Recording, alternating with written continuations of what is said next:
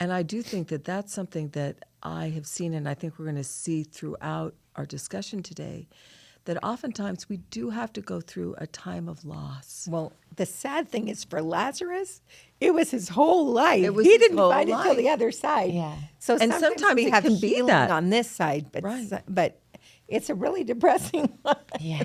But sometimes it does take I an know. entire lifetime know. of loss in order for us to find in the life hereafter what the Lord has in store for us. And I think that's the hope that we can have during times of loss. Right. That the Savior will help us to find And he'll that. make up the difference. And he will make the difference. And don't you love President Hollins, or Elder, I should say, he was president of BYU when he was there. Elder Hollins, like a broken vessel at the end there when he says, I don't know who will have more joy.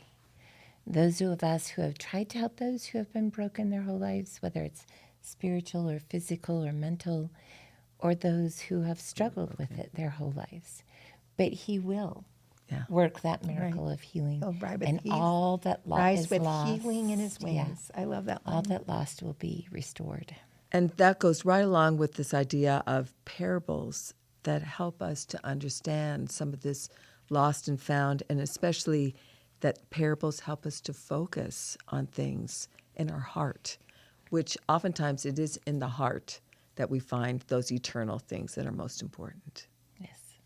And so in Luke chapter 12, then, I loved this parable that really is an invitation to take our focus from the world and worldly things to then eternal things, and how Jesus is continually inviting us to place our heart where our treasure really needs to be in eternity, and to look forward to that time. And so we have to ask ourselves, where have I set my heart? And I think that